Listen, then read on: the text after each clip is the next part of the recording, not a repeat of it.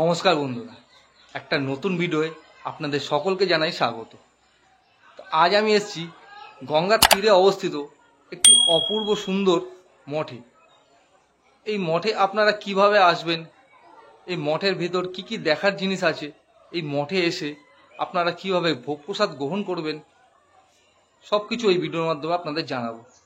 তো ভিডিওটা একদম স্কিপ না করে পুরোটা দেখতে থাকুন, আশা করি আপনাদের খুব ভালো লাগবে। সবার আগে আপনাদের বলে দিই আপনারা এই মঠে কিভাবে আসবেন। এই মঠে আসার সবচেয়ে সহজ পথ হলো রেলপথ। মানে আপনারা যদি ট্রেনে করে আসেন সেক্ষেত্রে হাওড়া থেকে আপনারা যে কোনো মেন লাইনের ট্রেন ধরে আপনাদের নামতে হবে শেওড়াফুলি স্টেশনে।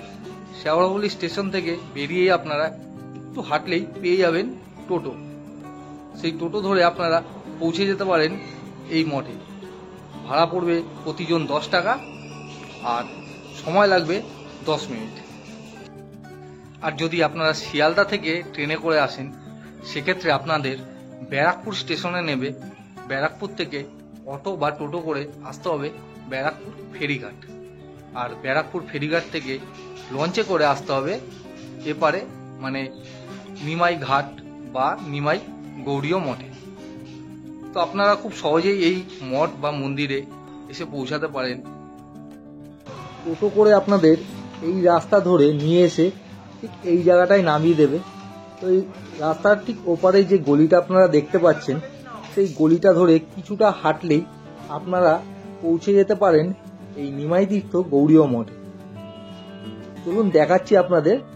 একটুখানি হাঁটলে এই যে সামনে গলিটির এই যে দেখতে পাচ্ছেন, এটি হলো সেই নিমাই তীর্থ গৌড়ীয় মঠের মূল গেট। এই গেট থেকে প্রবেশ করলেই আপনারা পেয়ে যাবেন মূল মন্দির বা মঠের প্রবেশদ্বার।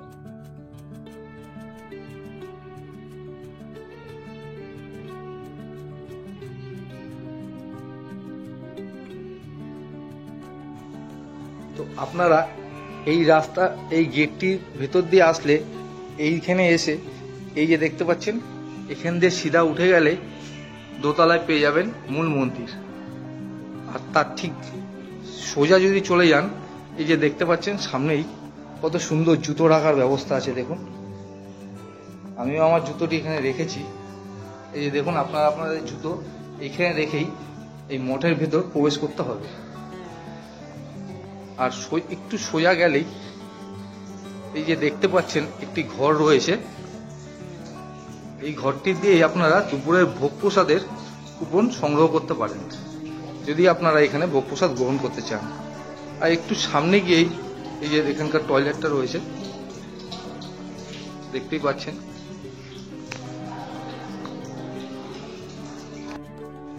চলুন এবার মন্দিরের ভেতরটা আপনাদের উপরে গিয়ে দর্শন করাচ্ছি। ভেতরে ঢুকে দোতলায় রয়েছে এই মঠের মূল মন্দির। তো মন্দিরের ভেতরে কি কি ঠাকুর দেবতা আছে আপনাদের সমস্ত কিছু দর্শন করাচ্ছি।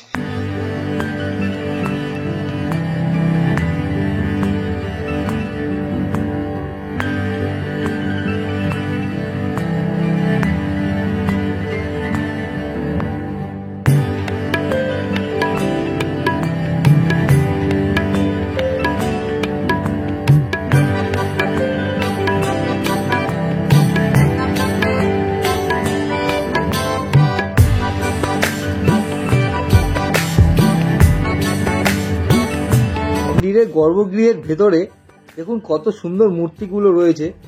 এখানে রয়েছে রাধাকৃষ্ণর মূর্তি, ডান দিকে রয়েছে প্রভু জগন্নাথ দেব, প্রভু বলরাম দেব, দেবী সুভদ্রা দেবীর মূর্তি। এছাড়াও এখানে রাম, লক্ষ্মণ, সীতার মূর্তি রয়েছে। আর অনেক গোপাল ঠাকুরেরও মূর্তি রয়েছে। আর এই যে দেখতে পাচ্ছেন, এটি হলো নাট মন্দির চত্বর। দেখুন কত সুন্দর লাগছে। নাট মন্দির চত্বরটা অনেকটাই বড়। আর নাট মন্দিরের ওপর দিকে দেওয়ালে এই যে এইখানে নানা রকম পৌরাণিক কাহিনীগুলোকে ফুটিয়ে তোলা হয়েছে। দেখুন কত সুন্দর লাগছে। আপনাদের সামনে দিয়ে দেখাচ্ছি। এই যে দেখুন, রামায়ণের বিভিন্ন চরিত্রগুলো এখানে ফুটিয়ে তোলা হয়েছে। অহল্যা উদ্ধার, এখানে রয়েছে শ্রী রামচন্দ্রের সহিত সীতার বিবাহ, এইরকম নানা রকম রামায়ণের কাহিনীগুলো এই দেয়ালে ফুটিয়ে তোলা হয়েছে। আর মন্দিরের ভেতরে এই যে সব সময়সূচি দেওয়া আছে, মঙ্গল আরতি হয় ভোর 4:45 আর সন্ধ্যা আরতি হয় বিকেল 6:30। আর এই যে এখানে পুরো নিয়মাবলী লেখা আছে মন্দিরের, ভোগ প্রসাদের কি নিয়ম আছে, কখন বিতরণ করা হয়, পুজোর নিয়ম সবকিছু এখানে দেওয়া আছে।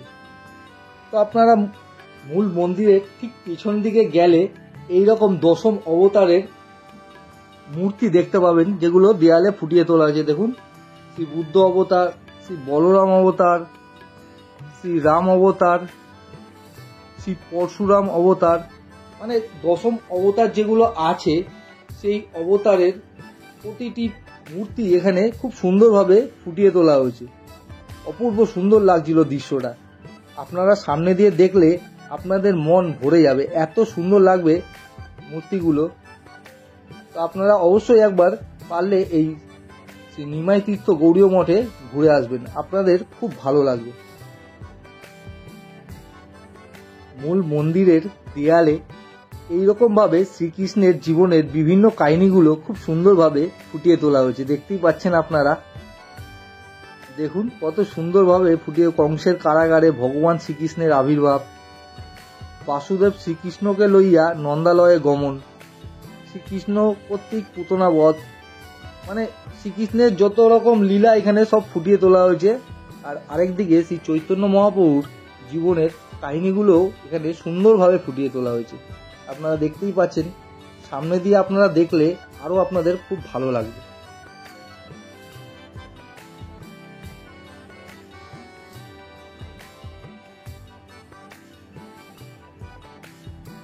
আর মূল মন্দিরের ঠিক ওপর দিকে শ্রীকৃষ্ণের একটি খুব সুন্দরভাবে মূর্তি করা রয়েছে। এই নিমাই গৌড়ীয় মঠের দোতলা থেকে দৃশ্যটা খালি দেখুন, কত সুন্দর দেখাচ্ছে। গঙ্গার একদম পাড়েই রয়েছে এই মঠটি। নিচে অনেকগুলো মন্দির আরো রয়েছে, তো সেই মন্দিরগুলো আপনাদের দর্শন করাচ্ছি। তো ভিডিওটা একদম স্কিপ না করে পুরোটা দেখতে থাকুন, আপনাদের খুব ভালো লাগবে।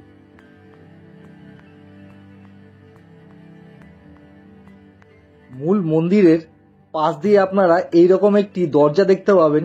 এই দরজা দিয়ে গেলে আপনারা সিঁড়ি পাবেন, তো সিঁড়ি দিয়ে সোজা হাঁটলে আপনারা নিচে চলে যাবেন, আর ওই নিচেই রয়েছে সেই মন্দিরগুলো। তো চলুন মন্দিরগুলো আপনাদের আমি দর্শন করাচ্ছি। নিচে যে এই মন্দিরটি আপনারা দেখতে পাচ্ছেন, এখানে শ্রী গঙ্গা, শ্রী যমুনা, শ্রী সরস্বতী, শ্রী ভাগীরথী মূর্তি এখানে রয়েছে এই মন্দিরের ভেতরে। খুব সুন্দর লাগছিল সামনে দিয়ে দেখতে।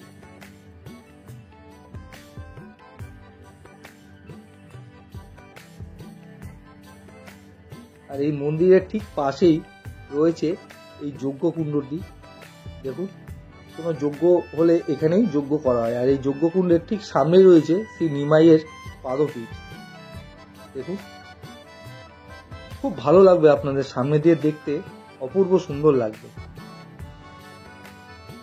আর এই মন্দিরটির পাশেই আরেকটি রয়েছে মন্দির, এখানে মহাদেবের একটি মূর্তি রয়েছে। দেখুন, আপনারা দেখতেই পাচ্ছেন। আর এই মহাদেবের মন্দিরের পাশেই রয়েছে বজরংবলী মন্দির। দেখুন, এই যে মন্দিরের ভেতরে শ্রী বজরংবলী রয়েছে। এই বজরংবলী মন্দিরের ঠিক পাশেই রয়েছে এখানে পরপর 12টি শিব মন্দির। এই শিব মন্দিরটি নতুনভাবে স্থাপন করা হয়েছে। অপূর্ব দৃশ্য, মানে আপনারা সামনে দিয়ে না দেখলে বুঝতে পারবেন না। দেখুন, 12টি শিব মন্দির এখানে করা হয়েছে। রামেশ্বর শিব মন্দির, পাশেই রয়েছে মল্লিকার্জুন শিব মন্দির। এইরকম ভাবে 12টি শিব মন্দির সব পরপর রয়েছে, আপনারা দর্শন করুন।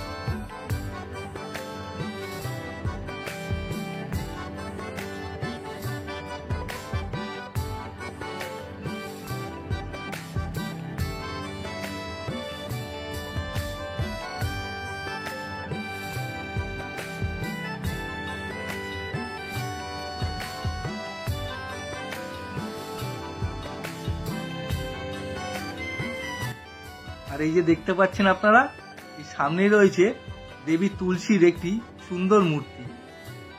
খুবই ভালো লাগছিল সামনে দিয়ে দেখতে।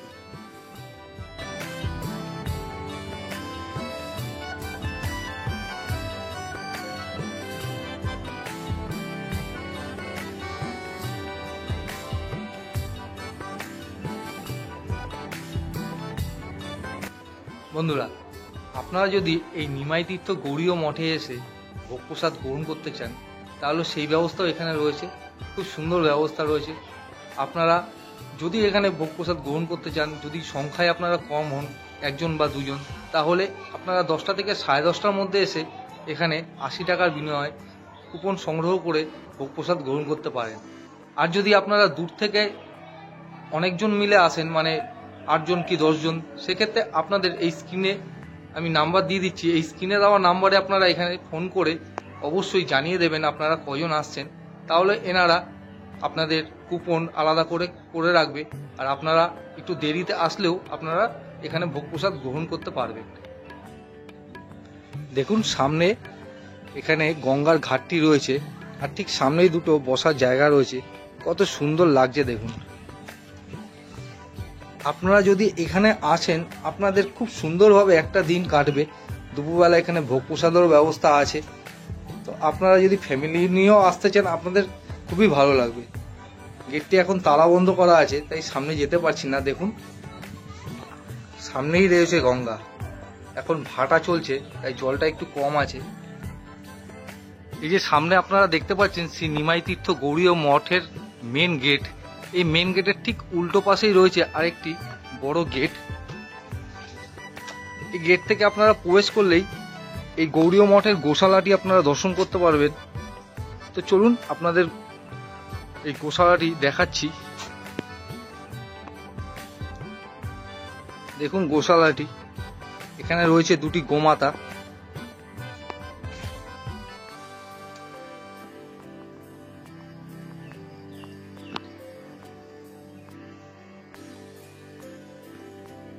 আর গোশালার পাশে রয়েছে খুব সুন্দর একটি বাগান।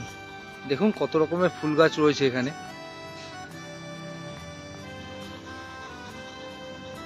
আর বাগানের ভেতর দিয়ে হেঁটে গেলে একটু আপনারা এখানে যে রথটি রয়েছে, রথটি দেখতে পাবেন।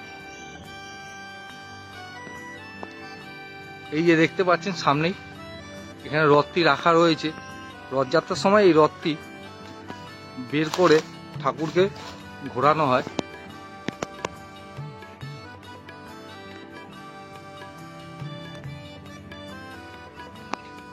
আর এই যে দেখতে পাচ্ছেন গোশালার পাশ দিয়ে গঙ্গা নদী বয়ে যাচ্ছে। এক অপরূপ দৃশ্য, যা দেখলেই মনের এক আলাদা অনুভূতির সৃষ্টি করে।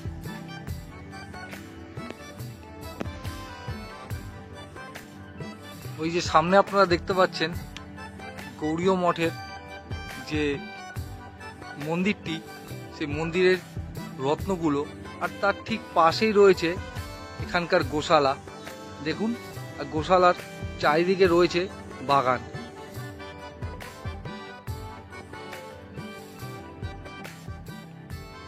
দুপুর 12:30 থেকে 1টার মধ্যে এই মঠের যে মন্দির রয়েছে, সেই মন্দিরে ঠাকুরের ভোগারতি হয়। তো আপনাদের সেই ভোগারতি দর্শন করাবো। তারপর যারা এখানে কুপন কাটবে, মানে দুপুরবেলা ভোগ প্রসাদ গ্রহণ করতে চাইবে, তাদের ভোগ প্রসাদ বিতরণ করা হবে। তো ভোগ প্রসাদে কি কি থাকবে সবই আপনাদের এই ভিডিওতে দেখাবো। তো ভিডিওটা একদম স্কিপ না করে পুরোটা দেখতে থাকুন, আপনাদের খুব ভালো লাগবে।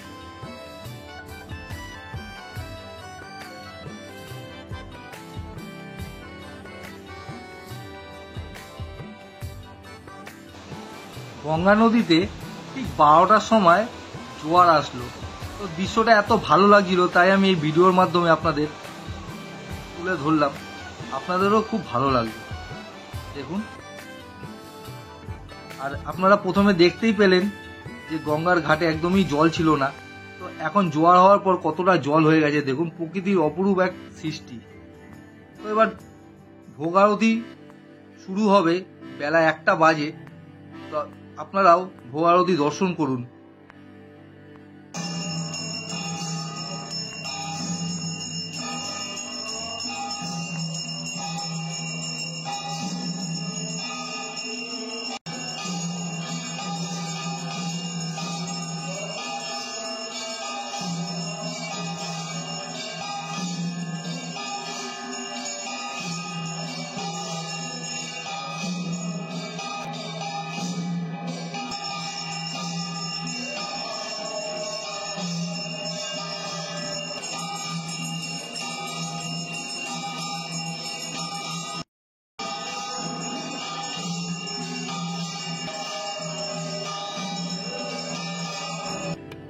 এই যে দেখতে পাচ্ছেন মূল মন্দিরে যাওয়ার যে মেন রাস্তাটা মানে সিঁড়িটা, এই সিঁড়িটা দিয়ে উপরে উঠলেই আপনারা মূল মন্দির পাবেন।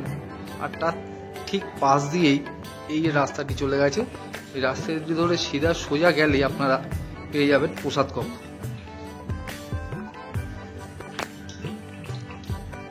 তো একটার সময় ভোগারতি সম্পূর্ণ হওয়ার পর 1:30টার সময় আমরা প্রসাদ গ্রহণের জন্য গেলাম। তো এই যে আপনারা সামনে দেখতে পাচ্ছেন কলগুলো, এখানে হাত ধুয়ে আপনারা প্রসাদ কক্ষে প্রবেশ করতে পারবেন। তো এই যে হচ্ছে প্রসাদ কক্ষটি, অনেকটাই বড় আর একদম পরিষ্কার পরিচ্ছন্ন। দেখুন, এখানেই আমরা আজ ভোগ প্রসাদ গ্রহণ করব। তো আপনাদের সবকিছুই দেখাবো। আর এই প্রসাদ কক্ষের দিয়ে একটু সামনে হাঁটলেই আপনারা এখানে পেয়ে যাবেন এখানকার রন্ধনশালা। এখানেই প্রসাদ রান্না করা হয়। দেখুন একদম পয় পরিষ্কার, কত রকম মানে বাসন রয়েছে এখানে, যে প্রতিনিয়ত ভোগ প্রসাদ রান্না করা হয় তার জন্য। এই যে আমরা দেখতেই পাচ্ছেন প্রসাদে নেওয়ার জন্য বসে গেছি। তো প্রথমেই প্রসাদে আসলো অন্ন, তারপর দেওয়া হলো শুক্তো, তারপর আসলো ডাল, তারপর দেওয়া হলো একটা শাক চচ্চড়ি।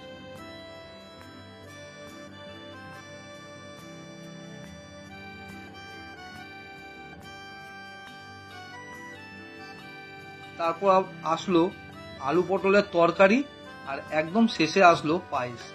সবই ছিল যাচাই, আপনারা যতটা লাগবে ততটাই খেতে পারবেন। আর এখানের প্রসাদের স্বাদও ছিল খুবই ভালো। আপনারা যদি পারেন এখানে প্রসাদ অবশ্যই গ্রহণ করবেন, আপনাদের খুবই ভালো লাগবে।